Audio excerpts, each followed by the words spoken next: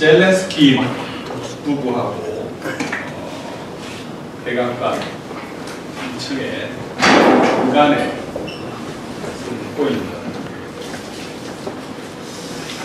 그리고 그 앞에는 사열을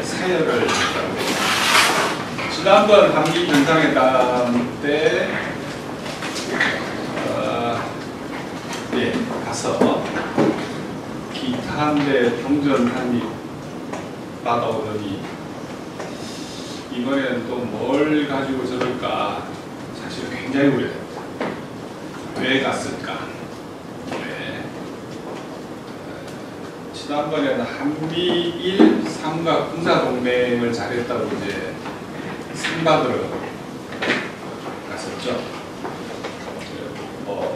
바이든이 한 외교적인 최고의 치적이 한미일 삼각 군사동맹이라고 하니 가서 이제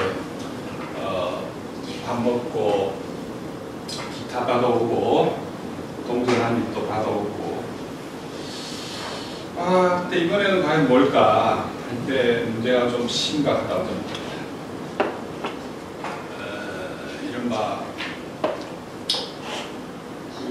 인도 태평양 4, IP4라고 그러는데, 오크스 동맹, 그러니까 미영 호조, 앵글로색슨으로 이루어진 미국, 영국, 호주 세 개 나라로 이루어져 있는 오크스 동맹에 가입할 것을 계속적으로 요구를 받았는데, 미국부터 북노조약 이전에 결정이 돼 있었던 것 같아요.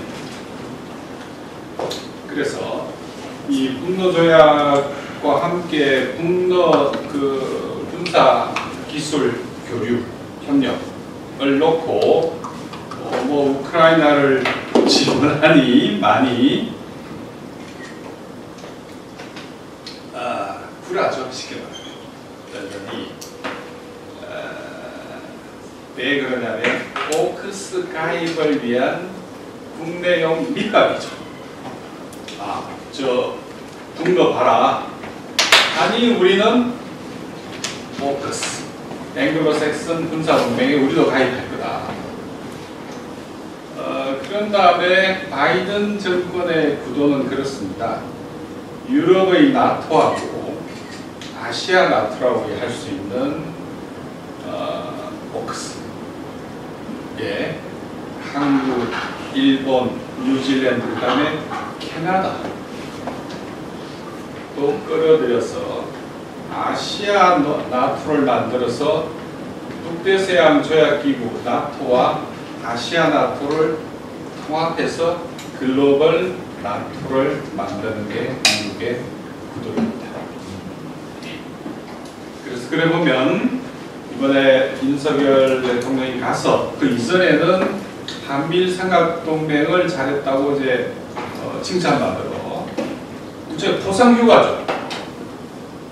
미국 가서 대접을 받고 기타도 받아오고, 이번에는 또 하나의 군사동맹이라고 할 수 있는 오크스에 이제 가입을 하는. 그리고 국내의 명분은 북노가 저렇게 하니, 심지어 무기도 준다고 하니 우리는 오크스에 가입을 해서 군사 기술 협력을 한다. 이런 거죠. 이거는 이미 북노 조약 훨씬 전에 결정되어 있었던 거예요. 그러면 전체 퍼즐이 좀 그려지고, 미국 바이든 정권의 최대 외교 전략적인 핵심 구도는 글로벌 나토계입니다. 나토를 러시아가 나토의 동진에 반대해서 우크라이나 전쟁까지 지금 치르고 있는데, 큰 동진 정도가 아니라 아예 글로벌라이즈 하겠다. 그렇죠? 나토. 그래서 이제 이 아시아 나토로서의 오크스가 이게 형태를 갖추면 원래 나토하고 합치는 거죠. 이 그림에서 지금 사태가 진행이 되고 있다. 이렇게 보시면 크게 다르지 않을 겁니다. 그런데 거기에 비해 보면 우리가 매우 대응이 뒤쳐져 있습니다. 우리 시민사회로 보자면 아무 생각이 없습니다. 오크스가 뭔지, 그리고 그 안에서 한국한테 요구하는 게 뭔지, 뭐 겉으로는 뭐 필러 1, 필러 2에서 무슨 말인지 알아듣지도 못할 그런 말을 쓰는데 핵심은 한국의 미사일 기술입니다. 현무죠. 현무 1, 2, 3, 4, 5가 있는데 현무 5, 그 다음에 4, 그 다음에 극초음속. 우리나라 미사일 기술이 상당 수준입니다. 시장. 그리고 현무 5 같은 경우에는 엄청 큰 미사일. 탄두 무게만 한 9톤이 된다고. 총 그 발사체 전체 무게는 뭐 36톤 정도 될 겁니다. 엄청난 규모의 미사일입니다. 그래서 지금 우리나라 뭐 북미사일 핵만 자꾸 이야기하는데 우리나라 남미사일 기술 수준만 하더라도 지금 이 시간에 물론 한미가 같이 미국이 좌표를 찍겠죠. 지금 당장 우크라이나 전쟁에서 러시아 쪽으로 날아가는 미사일 좌표는 미국이 찍습니다. 그리고 발사 단추도 나토가 누릅니다. 그제입니까? 그 러시아군이 한 영토로 날로 본토죠. 원래 영토로 날아오는 어테이크스 같은 중거리쯤 되는 미사일 그 발사대를 공격을 해가지고 나토군이 미군이죠. 35명 정도가 전사했습니다. 이런 것은 절대 안 되는 거죠. 왜냐하면 미국 사람은 한 명도 안 죽은 걸로 돼 있으니 공식적으로. 하지만 그쪽 러시아 쪽에서는 큰 뉴스죠. 이 자국을 향해 미사일을 조종하고 발사하던 나토군이 그 우크라이나 들어갈 때는 계급장만 바꿉니다. 그래서 현재 그 우크라이나 쪽을 약간 설명을 드리면은 일단 미국 대선까지는 전쟁은 안 끝납니다. 그건 확실합니다. 왜냐하면 지금 전쟁을 휴전 내지 뭐 평화 협상을 시작할 경우에는 이거는 바이든의 패배가 됩니다. 전쟁에서 패배한 대통령을 국민들이 선택할 이유는 없습니다. 그 가능성도 없습니다. 선거에서 이기기 위해서는 어쨌든 끌고 가야 되죠. 그래서 대선 때까지는 끌고 갈 것이고 트럼프 입장에서 보면 상황이 꽤 재밌습니다. 최근에 헝가리 총리 오르반 총리가 젤렌스키를 만나고 러시아에서 푸틴 만나고 이번에 또 중국 가서 시진핑 만나고 그 다음에 미국 가서 트럼프를 만났어요. 그 모양 끝은 뭐냐면은 나토 정상회의에 참석한 건데 참석하고 그 다음에 트럼프를 만났어요. 아주 재미난 상황이죠. 그러니까 젤렌스키, 푸틴, 시진핑, 트럼프를 만났다. 아주 흥미로운 상황 전개돼. 당연히 우리나라 언론에 한 줄도 나올 일이 없죠. 한 줄도 안 나옵니다. 왜 만났냐는 거죠. 그래서 일각에서 러시아 쪽에서 그렇게 해석을 합니다. 러시아 군 쪽에서는 오르반이 트럼프의 특사 역할을 하고 있다는 거죠. 왜 그러냐면 트럼프의 공약이지 않습니까? 11월 5일날 전쟁을 끝내겠다고 했잖아요. 우크라이나 전쟁. 11월 5일부로 내가 전쟁을 끝내겠다. 그러면 아무 근거도 없이 아니죠. 원하건 인정하건 말건 관계없이 오르반은 지금 EU 내지 나토의 대회에서 이탈해서 지금 EU 이사회 현재 돌아가면서 하는 이사회 의장이에요. 오르반이. 전혀 근거가 없는 건 아니죠. 그래서 글로벌리 혼자 평화를 외치면서 막 다니고 있어요. 그럼 아무 동력이 어디서 나오냐? 트럼프죠. 트럼프가 대선에 승리하면 12월 5일 날 전쟁을 끝낸다고 했는데 어떻게 끝내? 그러니까 푸틴 만나서 조건이 뭐냐? 평화 협상 혹은 휴전 대기 정전의 조건이 뭐냐? 푸틴 하는 말도 했을 거 아닙니까? 우선 남쪽에 있는 곳에서 철수해라.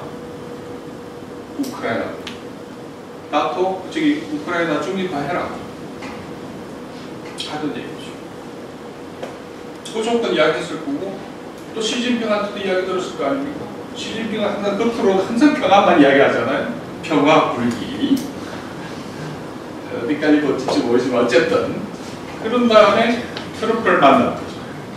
물론 공식적으로 바이든도 만났지만 그래서 그 이야기를 했습니다. 만난 장면이 다 나왔습니다.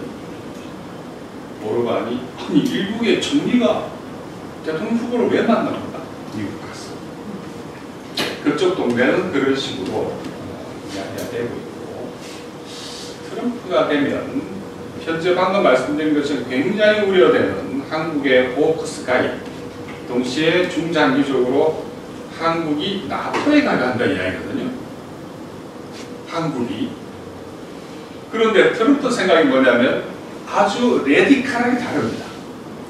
트럼프 쪽의 전략은 이거 앞으로 굉장히 논란이 될 겁니다.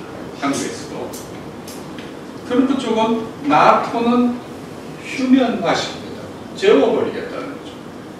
그리고 대신 그럼 뭐냐? 트럼프는 사실 뭐 좋은 의미에서 보자면 트럼프가 새롭게 전쟁을 시작한 건 없습니다. 임기 동안에 바이든이 민주당이 지금 전쟁을 몇 개 하고 있습니다. 근데 어쨌든 트럼프 본인도 떠들고 다니는 것처럼 내가 전쟁을 시작한 건 없지 않니? 하는 거죠. 실제로 없긴 해요. 뒤에 조정을 해서 그렇지. 그렇게 보면 트럼프의 핵심 안보 개념은 중국 주정론입니다. 주적인 중국의 모든 영역을 총집중하겠다는 거죠. 그래서 우크라이나 쪽을 재우고 일단 스톱. 그리고 역량들을 총집결시켜서 중국의 화력을 집중하는 얘기예요. 그러면 북한은 어떻게 되냐 이제? 당장 딱 문제가 제기되지 않습니까? 북은 어떻게 돼요? 그럼 우리는 또 어떻게 돼요? 근데 한국은 왜 저기 포커스 왜 가요? 이제 이렇게 되면 바이든이 계속 집권할 때문에 3차 대전은 아마 우크라이나에서 날 가능성이 너무한 거예요. 트럼프가 집권하면 아시아 쪽 어딘가에서 사달이 날 거라고. 그러면 이러나 저러나 근데 좀 우리끼리 이야기보다 좀 이기적으로 생각하자면 그나마 우크라이나에서 나는 게 우리 땅에서 나는 건 낫지 않냐. 정말로 우울하기 짝이 없는 정말로 한편 짜증나기도 하고 동시에 비극적인 선택 앞에 우리가 놓이게 될 수도 모릅니다. 그래서 상황이 좋지 않다고. 물론 트럼프가 집권하면 옛날에 김정은 위원장하고 지냈으니 다시 만나서 악수해가지고 한반도 평화가 올 거야 라고 생각하신 분도 있을 것 같아요. 하지만 제가 보기엔 상황이 그렇게 쉽게 가지 않습니다.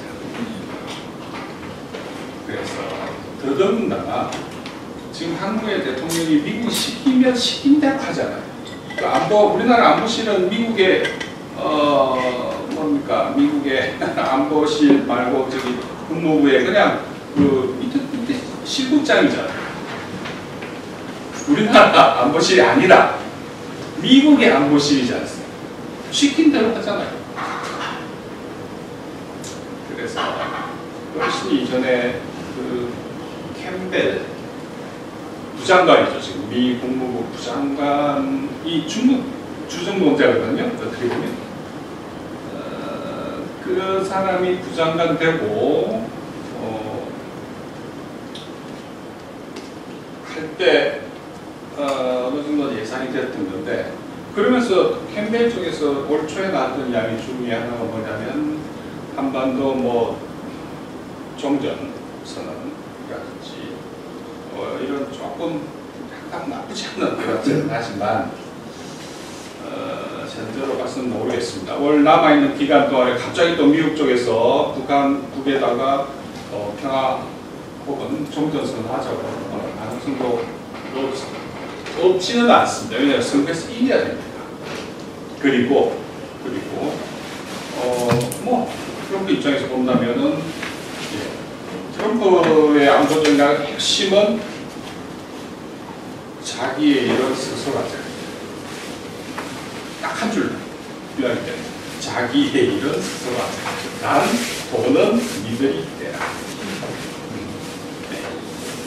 그래서 뭐 남한의 핵무장, 한국의 핵무장 이야기가 나오는 거죠.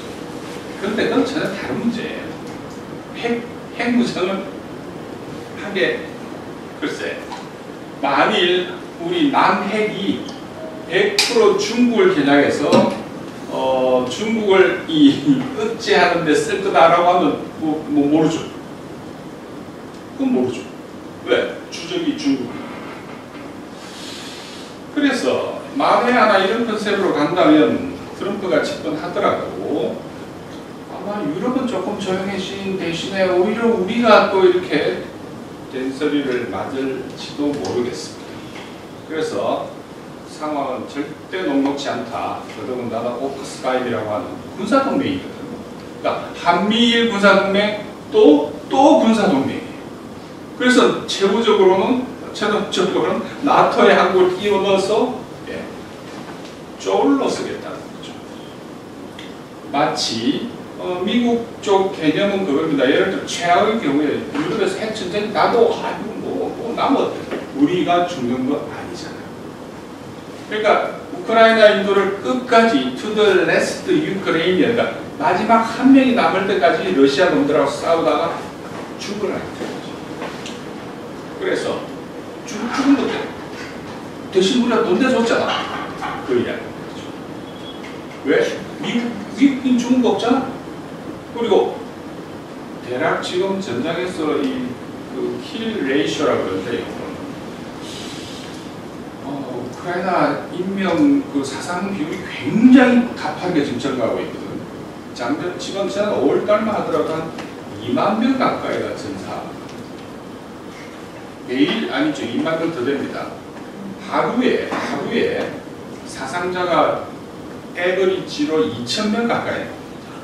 하루에. 우크라이나 쪽이죠. 그렇다고 러시아는 안 죽냐? 아예 큰 전쟁이 어디 있습니까? 하지만 대략 10대 1 정도? 우크라이나가 10명 죽으면 러시아 쪽이 1명 정도 죽는, 그게 이제 킬 레이쇼라고 그러는데, 이 전쟁 계속하면 안 되죠. 이런 비율이 이미 끝난 게임이에요. 그 벌써 끝났습니다. 근데 계속 끌고 가는 이유는 미국 국내 정치 일정에 이 전쟁을 갖추는 거죠. 똑같은 원리로 우크라이나 아니면 어때? 이 동유럽에 줄 서 있는 애들 많어. 예를 들어 폴란드. 그럼 이제 우크라이나 다 죽으면 폴란드 너가 갔어. 그 사이에 발틱의 난쟁이라고 그러죠. 3국. 상식적으로 도무지 합당이 안 될 정도로 지금 전쟁 드라이브를 걸고 있거든요. 예를 들어서 에스토니아 같은 경우에는 에스토니아 인구가 우리나라 수원시 인구입니다. 수원시 120만쯤 되나요? 수원시만한 애들이 러시아하고 전쟁하자고 붙어하고 있는데 리투아니아는 조금 더 많습니다. 한 3,400만 되든가. 거기도 매일매일 러시아하고 전쟁하자고 해요. 도대체 매일매일 그런 뉴스를 보면, 그러니까 에스토니아 총리 출신의 카야 칼라스라는 전 총리를 유럽 연합의 외교 대표, 이쪽 장관이죠. 로 뽑았지 않습니다. 전쟁하는 일이죠. 그래서 지금 나토가 현재 대통령 선거를 앞두고 거의 전쟁 선동이 거의 끝까지 와 있는 그런 시점입니다. 현재. 그리고 그 나토에 지금 가서 젤렌스키하고 같이 웃으면서 저게 윤석열 씨가 백악관에 서 있는 거죠. 일단은 무기 대란 이야기입니다. 그러면 어떻게 되죠? 우리가 그럼 예를 들어 제가 자주 이야기하는 그겁니다. 예를 들어 무기를 한 번도 준 적이 없는데 이제부터 진짜로 줄 거야 하면은 좀 겁이 날 수도 있죠. 한국이 만만한 아니거든요. 적어도 방산해야 되겠습니다. 그런데 2022년 전쟁이 나자 그 해 우리가 155mm 포탄 10만 발을 미국을 통해서 물론 우크라이나에 보냈고 바로 그 22년에 약 3조치 미사일을 팔았어요.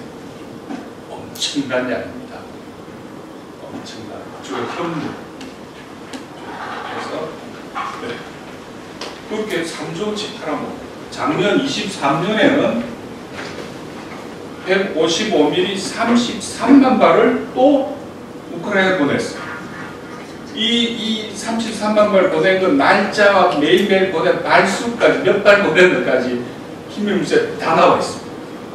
이 주방위군 하나가 국방부 김명수 빼서 다 돌려버렸잖아요. 거기에 다 적혀 있습니다. 어떻게 보냈는지. 진해 향에 실어서 보내고 오산 비행장에서 비행기 대회에서 빌려서 747인가 엄청 큰 수송기 동원해서 보냈습니다. 매일 몇천 몇만 발씩 보내고 아시다시피 우리 그 방산 뭐 베스트셀러 중에 하나 아닙니까? K9 자주포 폴란드를 통해서 우회 수출했지 않습니까? 이미 굴러다니고 있어요.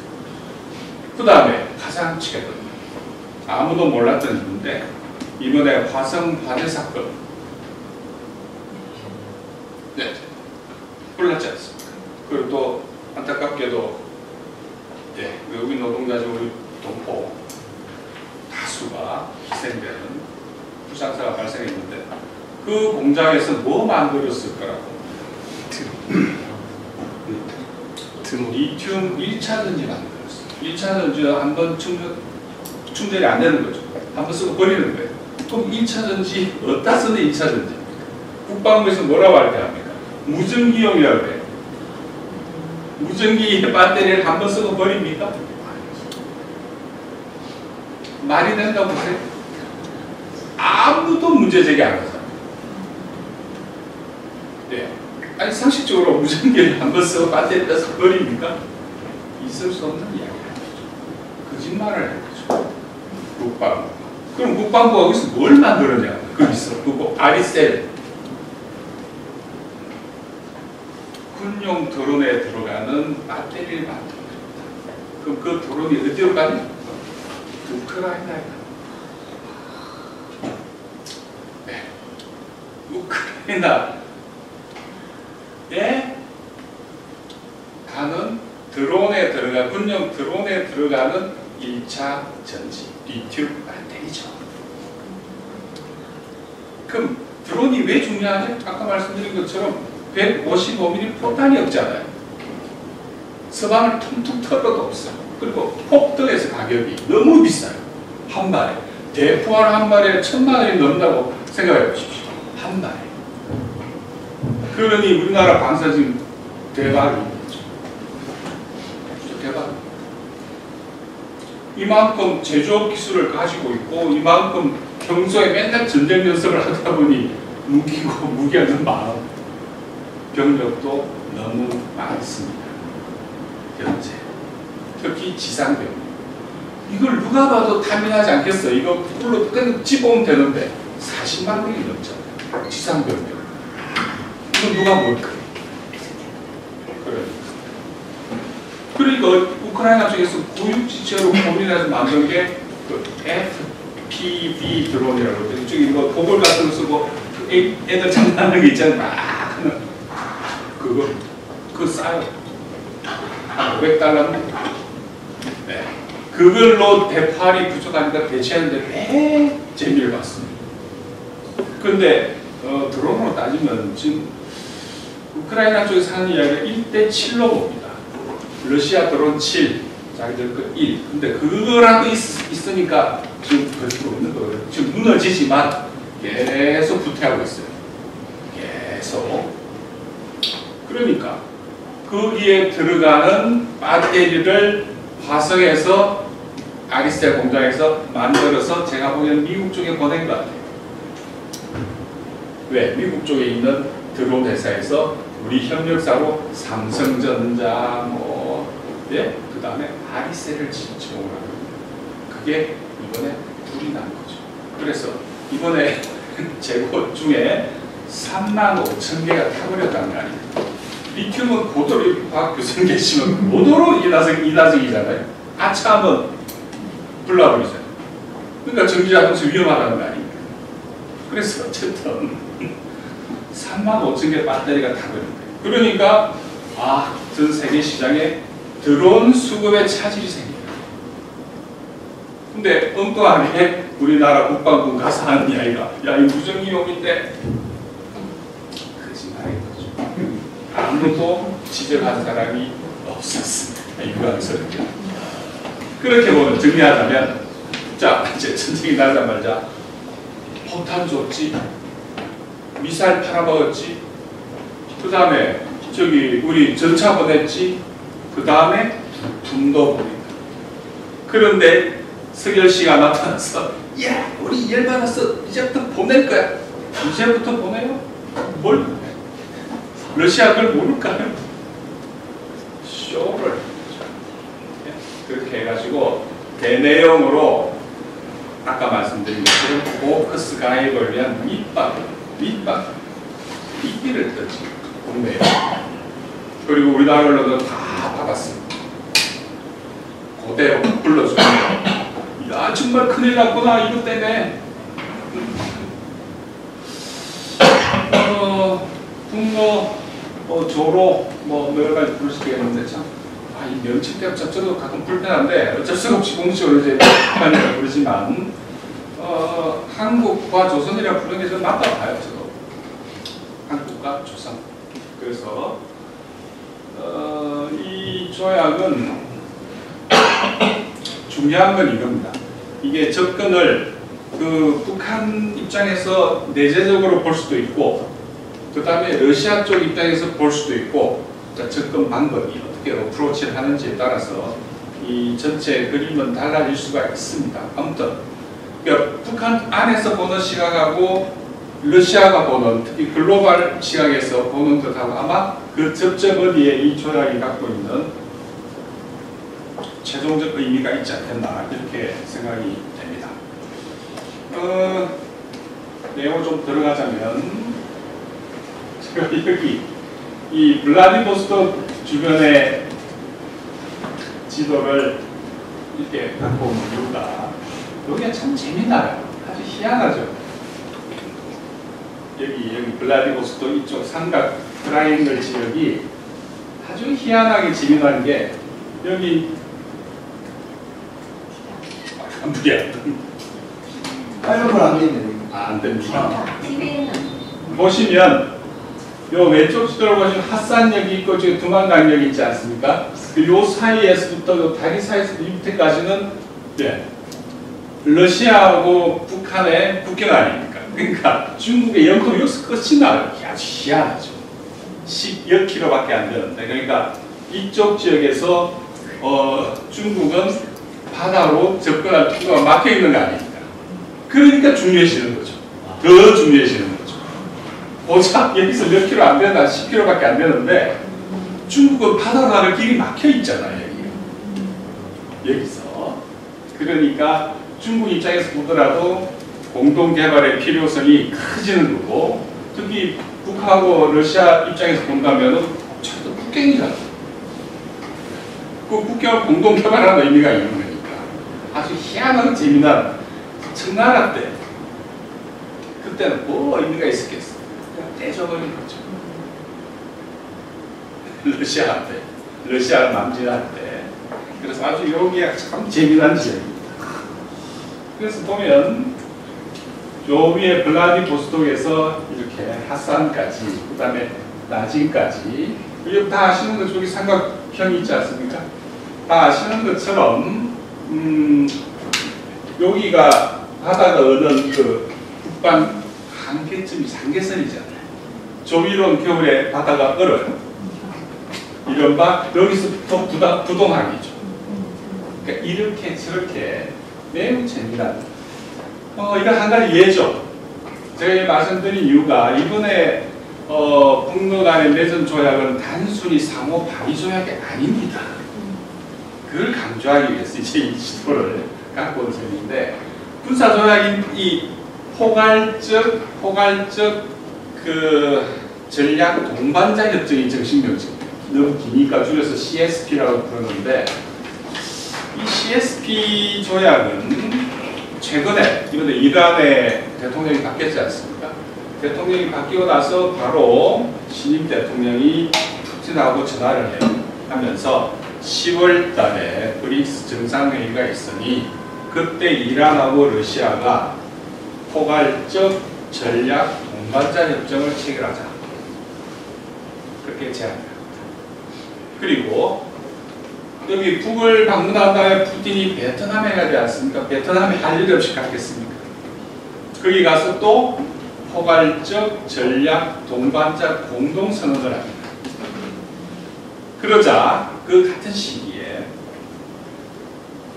인도가 바로 며칠 전에 모스크바 방문을 했지 않습니까? 방문을 한 다음에 인도하고 러시아 관계를 어떻게 표현하냐면은 이건 러시아 라브로프 외무장관 이야기입니다.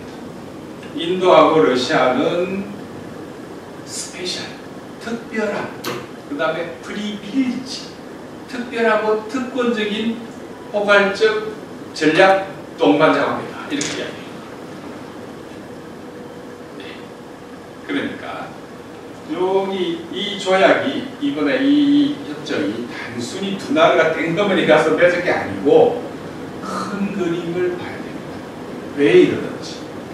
러시아가 큰 그랜드 스트래티지라고 그러죠. 그게 뭐냐면은 지금 러시아도 여러 노선들이 있을 거 아닙니까? 외교, 안보, 군사에. 그 중에 하나가 이제 90년대 프리마코프 당시 외무장관이 있을 때부터 쭉 내려오는 이쪽에 푸틴과 라브로프는 프리마코프의 제자들이라고 보셔도 돼요. 프리마코프 노선. 그 프리마코프 노선이 뭐냐면 러시아가 이란하고 친해요. 이란. 그 다음에 더 중요한 거는, 더 큰 거는 미국 주도의 단극 체제를 러시아, 중국, 인도가 리그라고 줄여서 RIC가 리그이 단극 체제에 맞서는 새로운 한 축이 되어야 된다고 주장한 사람이죠. 놀랍죠. 20년 전쯤에 벌써. 그러니까 다극화라는 이야기가 처음 나온 거는 1990년대입니다. 그때 중국하고 러시아가 공동선언하면서 다극 질서를 이야기하는 거죠. 미국 중심의 단극이 아니라 다극. 근데 그 다극에서 핵심이 뭐냐? RIC라고. RIC. 중더인. 근데 올해 세계은행 그 GDP 통계도 여러 방법이 있잖아요. 그 중에 하나가 PPP인데 무대력, 그러니까 달러 기준으로 해서 전 세계를 물가를 중심으로 해서 이 GDP를 계산한 방식이 PPP 방식입니다. 세계은행이 발표한 것에 따르면 5월달이죠. 바로 최근에 전 세계 경제 1위는 압도적으로 중국, 한참 차이가 나요. 그 다음이 미국, 한 26조 달러, 중국이 한 35조 달러, 그 다음에 10몇 조 달러급인 3위가 인도예요. 4위는 누굽니까? 세계 경제 러시아. 일본을 따라잡은 거죠. 일본하고 독일. 그러니까 한국에서 이런 이야기요. 후진국인데 러시아? 네?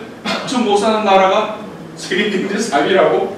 한국은 통계로 따르면 14위입니다. 그러니까 14위 경제대국이 후진국 러시아를 경고도 보내고 하는 거죠. 못 사는 나라. 세상이 세계가 바뀐 걸 몰라도 이렇게 모르고 있는 거죠. 이렇게 모르고 있는 거예요. 그러니까 막 몇 년 전입니까? 2년 전입니까? 지금 어떤 정부 국책기관 교수 하나 나와서 저 러시아도 후진국한테 우리가 왜 그러냐고.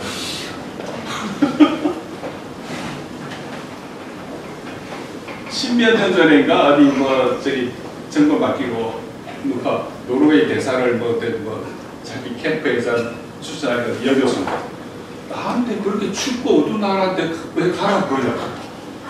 노르웨이 세계에서 제일 잘 산 나라입니다. 인당 GDP로.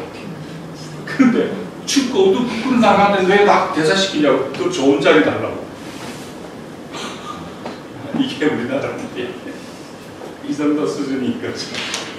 그래 보면 지금 러시아는 그 유라시아판을 새로 짜고 있는 거죠. 큰 판을. 그래서 큰 판을 짜는 데 있어요. 큰 판은 뭐에 대한 대항이든 기본적으로는 글로벌 나토에 대한 대응이죠. 글로벌 나토에 대응하기 위해서 유라시아 안보 시스템을 새로 짜자는 이야기. 이 군사 안보 쪽은 중국은 별로 이니셔티브를 별로 안 해요. 경제 쪽에 집중하고 있고 중국은 그러다 보니 군사적으로 본다면 인구로 따지면 당연히 그렇지만 무기의 질이라든지 이런 걸로 보면 러시아가 매우 높은 수준입니다. 특히 이번에 2년에 걸친 실전 경험, 군대라는 게 그렇지 않습니까? 실전 경험이 있는 것하고 없는 건 하늘과 땅 차이입니다. 엄청난 차이입니다. 그래서 그 좋은 무기 다 실험하고 있지 않습니까? 미국도 무기 갖고 와서 다 실험하잖아요. 전장에서. 실제 사람을 놓고. 근데 참 아무튼 그래서 우리가 자세히 돌아가는 판을 보면 러시아 입장에서 본다면 이 새로운 유라시아 안보 시스템 구축에 있어서 가장 오른쪽에 있는 북이 도어키퍼를 역할을 하는 도어키퍼 수문장 역할을 해주고 있는 셈이죠. 미어샤이머라고 하는 시카고 대학의 석사 교수인데 사실은 고수파예요. 리얼리스트라고 불리는 리얼리스트 학파라고 이렇게 쭉 있는데 이 국제관계 쪽에 이 학파의 이제 3세대 리얼리스트 학파의 대표격인데 저도 성향 경향적으로는 리얼리스트 학파에 스스로 좀 이렇게 일체화하고 있는 쪽인데 지금 미국 외교는 네오콘 천하입니다. 그러니까 리얼리스트들이 현실주의 학파들이 완전 참말이에요. 완전 참말이에요. 네오콘들이 다 해먹어요. 그 대표가 바이든 그리고 지금 셀리번이나 그다음에 블링컨 같은 이쪽 사람들인데 눌런드라고 쿠데타 여왕님이 계셨는데 쫓겨났잖아요. 그래서 그 자리를 캠벨이 꿰찬 겁니다. 부장관, 국무부 부장관. 그런데 이쪽 네오콘들 세계관은 아주 간단히 도식적으로 말씀을 드릴게요. 이게 끝도 없이 해야 되니까 아주 간단합니다. 원리는 이익이냐 이념이냐예요. 이익이냐 이념이냐. 그러니까 우리 흔히 가치 외교니 온갖 그다음 규칙 이러한 질서니 어떻게 싹 다 네오콘은 이념 집단입니다. 그러니까 지금 사실 청와대 없어졌죠. 용산은 한국판 네오콘이 뉴라이트가 장악하고 있다고 보시면 됩니다. 크게 틀리지 않습니다. 한국형 네오콘 중에 하나로서 뉴라이트가 사실 장악하고 있어요. 용산. 그리고 라인업은 미국 네오콘하고 라인업이 되는 거죠. 그리고 우리 안 보시면 기본적으로 저기 미국 그게 한 북실에 불과하잖아요. 하는 걸 그냥 다 하니까. 그래서 보자면 푸틴 같은 경우는 그래서 이번 조약은 뭐 일방이 어느 일방에 대해서 뭘 일방적인 서비스를 제공한 그거 아닙니다. 러시아가 북을 필요한 부분이 생각보다 훨씬 큰 거예요. 아까 미어샤이머 이야기가 한반도 왜 전쟁이 안 일어나냐? 왜? 작년 8월 달에 통일부 주최 국제 심포지움에서 미어샤이머 교수가 그 기본적으로 보수입니다. 한 말이 왜 전쟁이 안 일어나냐? 간단해. 북핵이 있잖아. 북핵 때문에 전쟁이 안 일어나는 거야. 그러면 또 중국은 또요. 중국하고 뻑하면 중국하고 이 북이 비전이 많이 하는데 그러면 중국 아니 북한이 지켜주잖아. 동북은 누가 막아요? 북이 지켜주잖아. 그러면 그 덕분에 중국은 어떻다고요? 대만하고 남중국해에 집중하면 되잖아. 러시아 입장에서 네? 올라오는 나토, 아시아 나토를 누가 막습니까? 북한이 막고 있잖아요. 전략적 교두보가 돼버린 거예요. 그리고 이 가치는 더 커질 겁니다. 왜냐하면 러시아 입장에서는 이미 유럽하고 디커플링을 해버렸잖아요. 분리. 그런 다음에 어디로 갑니까? 동진, 남진하고 있잖아요. 남진의 그 핵심은 이란을 거쳐서 인도하고 연결하는 거죠. 동쪽은 중국이죠. 근데 중국 더 오른쪽에는 아까 말씀드린 것처럼 정말 황당하죠. 중국은 이쪽 동북에서는 바다로 들어갈 길이 없어요. 땅덩이 엄청 큰데 요만큼 요것 때문에 15km 그러니까 요만큼 때문에 여기서 네? 여기서 요만큼 때 요만큼이잖아요. 요만큼 때문에 바다로 들어갈 길이 없는 거예요. 그러니까 지금 동북에 생산된 대부분의 제품들은 블라디오로 갑니다. 그래서 일로 들어간 고속도로가 매일매일 미어 터진다는 거 아니에요. 그러니까 러시아가 그래서 동쪽으로 왔는데 와보니까 시베리아 개발 와보니까 어떤 문제가 생겨요? 인구가 노동력이 부태부족한 거예요. 땅덩이는 엄청 큰데 그래서 보면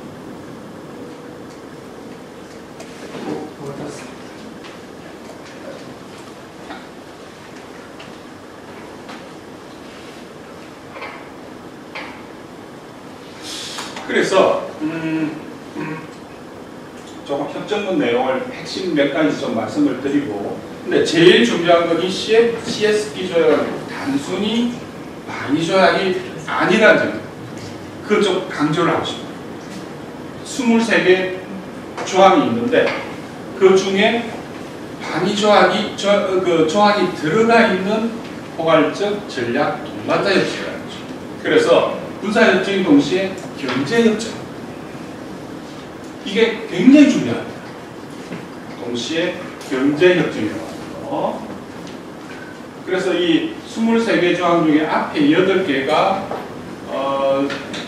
러시아의 관심사, 그 다음에 북의 관심사 다 여기 앞에 8개 안에 포함되어 있는 거죠. 서로 그래서 푸틴이 베트남 가서 이 조약을 놓고 뭐 한국 꼭 흡수할 필요 없다. 한국 방어 조약이다. 방어 조항. 이걸 이야기하는데 방어 조항이죠. 침략이 있으면 그렇게 하겠다는 이야기인 거죠. 그래서 보면 3조와 4조를 보실 필요가 있는 게 3조의 핵심은 직접 위협입니다. 키워드는 3조의 키워드는 직접 위협, 4조의 키워드는 전쟁 상태. 그래서 3조는 직접 위협이 있을 때 만나서 즉각 협의하고 4조는 전쟁 상태에 들어가면 할 수 있는 모든 수단으로 지원한다. 근데 다시 말씀드리지만 이건 상호적인 겁니다. 왜 그러냐면 만에 하나 나토가 러시아 본토로 진입을 할 경우에, 즉 러시아가 침략받았을 경우에 똑같은 조항이 여기도 북에도 적용되는 거 똑같은 의무가. 그러니까 북한군을 얼마 전에 그 좀 생쇼를 한 적이 있지 않습니까? 북한군 파병한다 해가지고 오보 뭐 어쨌든 예. 그러니까 사모적인 거예요.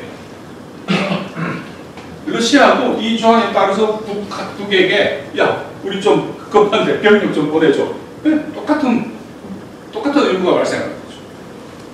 물론 러시아가 군사적으로 뭐 예, 아시다시피 엄청 강국이고 그래서 보시면 요게 3조가 직접 위협이고 4조가 이제 전쟁 상태인데 흔히 말씀하시기를 그 61년 조소 동맹조약을 그냥 갖고 왔다고 이야기하는데 그렇지는 않습니다. 왜냐하니까 61년 조소조약에는 3조가 없습니다. 예. 그러니까 전쟁 상태 이전에 직접 위협이 있을 때 즉각 만나서 서로 협의하는 조항은 61년 조약에는 없습니다. 이건 새로운 거죠. 그래서 푸틴이 뭐 옛날에 있던 그대로 넘겨야 하는데 뭐 대통령이 모든 조약을 다 외울 수 있는 건 아니니까. 네. 뭐 당연한 이야기죠. 그렇게 보고를 했을 거예요. 옛날에 있던 것도 다 넣었다고. 근데 그 재미난 거는 요 이제 묻는 구성인데 제가 이렇게 이야기하면 뭐 괜히 뭐 자랑하는 것처럼 들릴 수가 있는데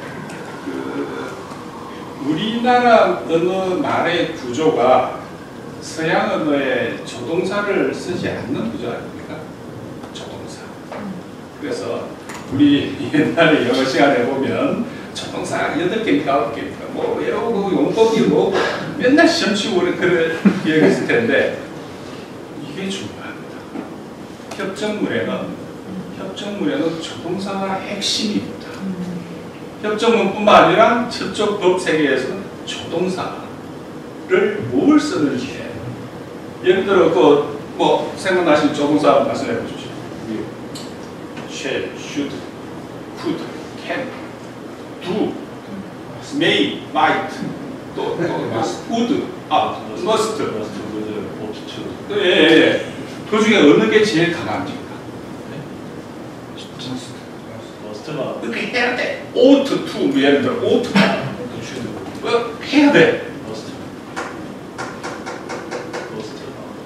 이 조동사 때문에 옛날에 과거에 제가 한미협회의 그때 협정문 놓고 뭐 중국하고 많은 토론하고 몇 주라 논쟁했는데 우리가 해야 될 의무, 한국이 있어야 될 협정상의 의무는 shall로 표현.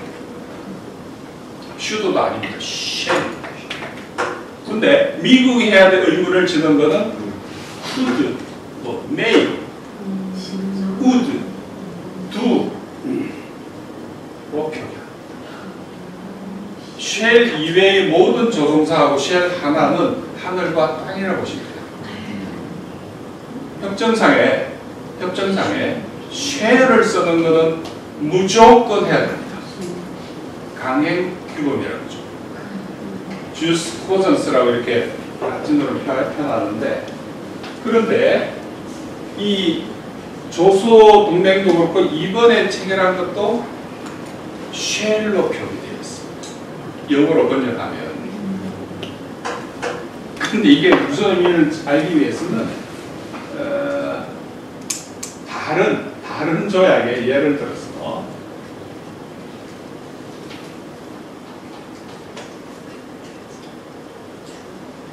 한미 방위조약, 한미 방위조약이 있는데 한미 방위조약이나 여기 이제 이건 61년 조약입니다. 한미 방위조약, 한미 방위조약 53년 그 한미 방위조약을 저기 앞에 광화문의 태극기 부대한테 조금 죄송하지만 거기는 will로 표현되어 있습니다. will. 할 것이다. 협의. 문제가 생기면 협의 will. will consult. 그러면 교수님 저런 걸 협약이나 이런 걸 할 때 우리가 조동사를 몰라서 저렇게 하는 거예요? 힘이 없어서 그렇게 하는 거예요? 협상력이 다르요. 협상력이 딸려서? 그러니까 힘이 없어서 그런 거예요? 아니면 강하게 잘 주장을 모르나요? 못한 거죠. 그 관철을 못 시킨 거죠. 그리고 심지어 나토 조약도 우리말 번역본이라고 오리지널을 보면 나토 그 유명한 나토 5조 자동 개입이라고 흔히 오독하는 그러니까 유가 쳐들어오면 자동으로 나토가 발동된다고 완전한 오독입니다. 거기도 will로 돼 있어요. will assist 지원한다. 근데 shall assist 하면은 미국 의회가 절대 안 받죠. 진짜. 안 나가요. 비준 안 해서요. 아. 그러니까 will. 샷. 예. 근데 shall로 이거는 shall이고 이거는 will입니다. 한미 상호 방위 조약은 will로 표현돼 있어요. 그러니까 그 트럼프 쪽 그 연구소들이 있을 거 아닙니까? 그쪽 사람들이 뭐라고 이야기하냐면 나토는 우리가 자동 개입하는 거 아니야. 왜? 우리가 선택하는 거야. 선택이라는 거죠. 그때 상황을 봐서 할 건지 말 건지 하는 거지. 러시아 놈들이 니들 쳐들어왔다고 우리가 군사를 보내고 한 건 아니야. 우리한테 달린 거야. 왜? 문헌을 봐라. 실제로 봐라. 문장이 어떻게 돼 있는지. 니들 영어 못하니? 위로 표현돼 있어. 위. 그렇다고 해서 의무가 전혀 없는 거야. 이것도 아닙니다. 하지만 의무의 강도가 쉘로 표기된 이 방법은 다른 차원이 되는 거죠. 이거는 그래서 혹시 뭐 국문학 하시는 분들은 죄송하지만 우리말은 이런 법률 용어로 쓸 때 이 조동사 용법에 대한 별도의 장치가 없기 때문에 그냥 아마 태극기 부대들도 그것만 한글로만 봐서 우리 한미동맹은 신성동맹 아닙니까? 신성불가침의 신성동맹이에요. 신성동맹이 실은 열어보니까 오마이갓 뭐야? 해도 되고 그만 안 해도 그만이라는 이야기잖아요. will로 표현되어 있단 말은 조동사가. 그래서 이거를 제가 옛날에 무지무지 강조했어요. 왜 우리가 해야 될 거가 강조했지? 우리가 해야 될 거는 shall이고 니들이 해야 될 거는 can, could, do, 뭐. 그리고 걔들이 법률 용어 이걸 스크리닝 한다는데 쭉 긁어내요. 이렇게 특정이 체결되면 미 의회에서 검토할까 할때 저런 거 다 잡아요. 다 바꿔요. 그리고 안 바꾸면 의회 통과 안 해줍니다. 대부분 협정문은 미국 의회 통과 안 시켜요. 그럼 바꾸고 그 나라에도 통보를 해주나요? 해야 조금. 그럼 우리도 계속 그렇게 그러면 예를 들어 우리가 문장 구성을 서로가 문장을 내잖아요. 이제 만나서 서로가 협정을 맺기로 하고 부터 사안에 대해서 뭐 얘기 토론을 하고 각자가 문장을 내요. 이렇게 우리가 우리 건 이거야. 이렇게 둘이 보고 서로 맞출 거 아닙니까? 야야 이건 이렇게 하고 저렇게 하고 그래도 협의가 안 되면 괄호로 두죠. 괄호로 비워서 최종적으로는 대통령이 결정합니다. 근데 그 협의하는 과정에서 똑똑한 누가 이제 사무관이 들어가면 야, 이 조국사 틀렸어. 우리 시주부터 쉘로 해야 돼. 그럼 미국 당연히 안 해요. 안? 무슨 말인지 알겠대. 그만큼 이 문헌 구성이 그러니까 트럼프 쪽에서 지금 뭐라고 그래? 아까 말씀드린 것처럼 아니 나토 조약 봐. 그게 그래 돼 있는지 그래 안 돼 있죠. 밀로 돼 있어. 근데 그 발틱의 난자인 3국이나 폴란드나 우크라이나 쪽에서는 우리가 나토에 가입만 하면은 나토 5조에 따라서 무조건 자동 개입이야. 그래서 우리는 해야 돼. 이런 이야기죠. 내러티브가 그렇게 구성이 됩니다. 그런데 막상 보면 아니잖아. 이런 이야기죠. 절대 미국 의회나 미국 애들은 그렇게 안 해줍니다. 쉘로에서 이게 완전히 발목 잡힌 일을 안 합니다. 이거 의외로 굉장히 중요한 부분이 왜 아닌가? 나토 가입하려고 우크라이나 온 수십만 명이 지금 죽고 있잖아요. 거기만 들어가는 모든 일이 다 될 것처럼. 그러면 그 동유럽이나 발트, 심지어 북유럽까지 나토에 줄을 서고 있는데 그들이 그런 어떤 조종사를 몰라서 그렇게 목을 매는 건지 아니면 그들이 그럼에도 이제 나토의 그 목을 매는 이유로 신화화됐죠. 신화화됐어요. 이렇게 되면 나토가 자동 개입이다, 자동 개입이다라고 되어 있는데 심지어 러시아 쪽에 사실 우리나라에 지금 매우 잘못 알려져 있는 두긴 같은 철학자 있지 않습니까? 책도 이제 분류되고 있는데 두긴이 뭐 푸틴의 최측근이고 푸틴의 브레인이고 야 정말 말이 안 되고 이렇게 말이 안 돼. 그건 마치 나발리가 얼마 전에 죽었는데 나발리가 뭐 푸틴 죽였다고 했어요. 나발리가 푸틴의 최대 정적이고 민주화 투사고 러시아의 김대중이고 완전히 사랑꾼한 이들. 그래서 저 혼자서 또 아니야 나발리는 미국 NED의 첩보 자산이야. 지금 증거까지 다 들이대고 했더니 아무 말이 없어요. 나발리는 첩보 자산입니다. CIA예요. 그거를 왜 아직까지 헛소리를 하고 있는 이들은 예를 들어 그래서 푸틴의 최대 정적을 죽였대. 독살했대. 아니야. 독살한 게 아니고 그 신부전 예? 그 친구가 저기 마약을 많이 했어요. 지금 의료 체계가 좀 복잡한 데서 그런가. 아무튼 그냥 자연사한 거다. 심장마비사한 거예요. 그거를 누가 확인시켜줬냐면 우크라이나 군 정보국장이 대단히 미안한데 나발리는 심장마비로 죽었어. 독살했다. 나비총, 무슨 나비총? 아직도 나비총가 아직도 재판하고 있어요. 아직도 거짓말했다는 이야기죠. 이 정도입니다. 한국도 그러니까 뭐 두기님 푸틴의 무슨 측근 무슨 정말 어이가 없으냐. 근데 진짜 중요한 브레인은 따로 있죠. 그 카라가모프라고 카라가모프의 아주 그야말로 멘토함에 있긴 있어요. 근데 이 사람도 그런 이야기를 하면 이 설계자죠. 진짜 독일이 아직 이 러시아 외교전체 설계하는 구루 같은 사람이 하면 이게 있어요. 이 사람이 하는 말이 러시아하고 저기 유럽하고 전쟁 나면 미국은 안 온다. 안 올 거다. 왜 오냐? 물자 못 보낼 수 있다. 근데 미군이 와요? 안 온다는 이야기죠. 그거 보내서는 다는 이야기. 왜? 그리고 나토 조항을 봐라. 어떻게 돼 있는지. 그러니까 직접 읽어보세요. 뭐가 돼 있는지. 안 옵니다. 그리고 지들끼리 싸우다가 둘 다 죽든지 오케이. 예? 러시아하고 유럽 놈들이 싸우다가 둘 다 죽었어. 화장실에 가서 만세 불러. 얼마나 좋습니까? 네? 아니 그 노르드스트림 저기 그거 폭파 미국에도 했잖아요. 왜 했습니까?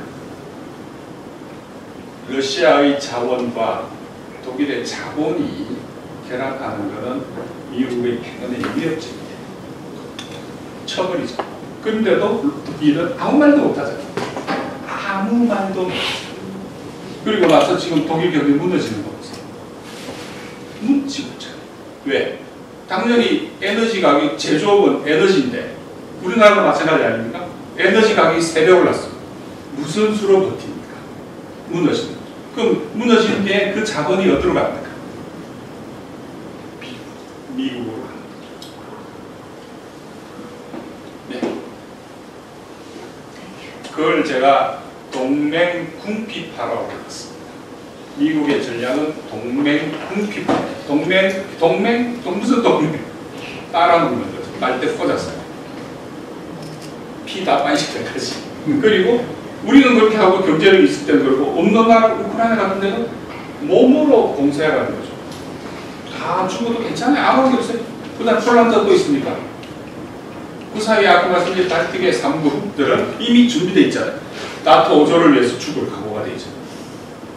이걸 한국에 적용하면 우리는 미국을 위해서 중국과 싸우다가 다 죽어도 괜찮아. 뭐가 문제입니까? 네? 손 안 대고 코 풀고 마치 저기 린지 그레함이라든지 아주 거부 같은 상관없는 미국에 한 마리 그 아이법이 괜찮아. 러시아는 한 놈이라도 더 죽으면 러시아 약화된 거니까. 누가 죽었어? 우크라이나 뭐 우리 사람 아니잖아.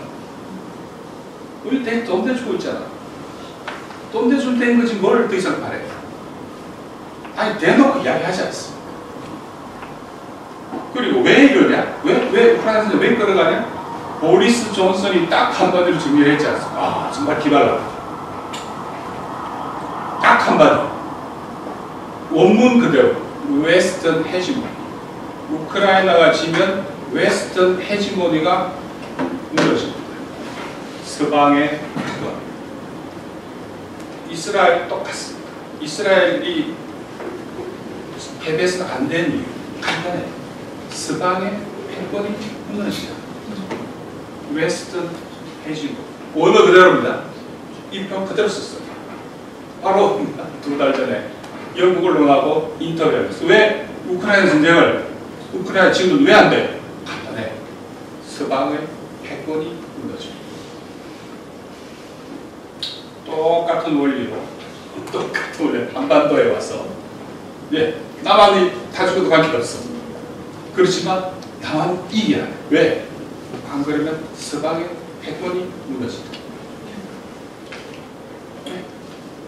딱 요 한 단어에 세상을 간단하다. 간단하죠. 딱 한 줄에 모든 게 요약됩니다. 서방의 패권입니다. 우크라이나 전쟁은 패권 전쟁. 지금 중국에 주정동을 내세우는 것도 결국 똑같은 이야기하는 거죠. 근데 그 사이에 어마어마하게 그 추장서를 보고 화려하고 온갖 수사들이 다 동원되지만 핵심은 하나입니다. 서방의 패권. 그리고 이 패권을 위해서 자기들의 패권을 위해서 한국군이 혹은 한국인들이 죽어준다면 밥도 사고 기타도 주고 다 해야죠. 그 정도 해준다면 의외로 문제의 본질은 매우 간단하구나 하는 기억입니다. 그래서 이제 조금 내부적인 걸 보시면은 조문 하나하나 다 볼 필요 없고요. 그래서 이 북노조가 그래 되니까 지금 여기 보시는 것처럼 조선일보, 동아일보 난리가 난 거예요. 한국인의 심지어 여기 역사 진보에 역행하는 시대 최고적 행동. 그 다음에 북노미렬의 강경 내용. 그 다음 조선일보 가만히 있으면 절대 안 된다. 아니 4.16 때는 가만히 있으라 그랬잖아요. 네? 그리고 그래 놓고 한국의 최대적인 북한과 군사동맹을 맺는 것도 모자란 무기 기술까지 넘을 수 있다고 한다. 우리의 선의에 대한 배신이자 한국민에 대한 직접적 위협이다. 사설. 네? 포탄 부족에 흔들리던 러시아는 북한의 포탄 500만 발 지원 덕분에 전황을 개선했다. 작년 10월 달에 CIA가 정보를 줘서 컨테이너 1000개가 두만강 역에 대기 중이다. 그래서 컨테이너 그때가 1000개였어요. 작년 말까지는. 근데 CNN이 올 3월 말에 보다 CNN 보도에 따르면 컨테이너가 갑자기 6,700개로 늘어납니다. 1000개에서 6,700개. 대포알이 밀리언급으로 늘어납니다. 밀리언. 그러더니 이번에 북노조야를 앞두고 또 CIA가 오더니 갑자기 컨테이너가 10,000개로 늘어납니다. 그리고 나서 그 10,000개 안에 들어가는 게 500만 발이 들어갔다는 이야기죠. 500만 발. 저기 미국이 2022년 2월부터 지금 이 시간까지 미국이 우크라이나에 총 지원한 포탄 개수가 400만 발. 미국이 준 모든 걸 합해서 400만 발인데 북한은 컨테이너 가격 500만 달러를 지원했다. 도대체 북한이 얼마나 잘 살기에 세계 최강이라 하면 미국이 400만 달러밖에 못 줬는데 북한이 어떻게 500만 달러를 주냐 이거예요. 도대체 얼마나 잘 사는지 저 눈으로 못 봐서 안 봐서 모릅니다. 하지만 아무리 생각해봐도 미국이 탈탈 틀어서 400만 발 줬는데 북이 500만 달러를 지원했다. 그런데도 어느 누구도 반박도 못하지 않습니다. 네? 컨테이너 1000개가 갑자기 6,700개로 늘더니 그 다음에 이제 10,000개로 늘더니 아마 올 연말 되면 컨테이너 20,000개 됩니다. 20,000개 될 거예요. 그리고 되면 이제 북은 완벽하게 무기호가 소위 앵권합니다. 이때 들어가야죠. 아무것도 없잖아요. 다 줬습니다.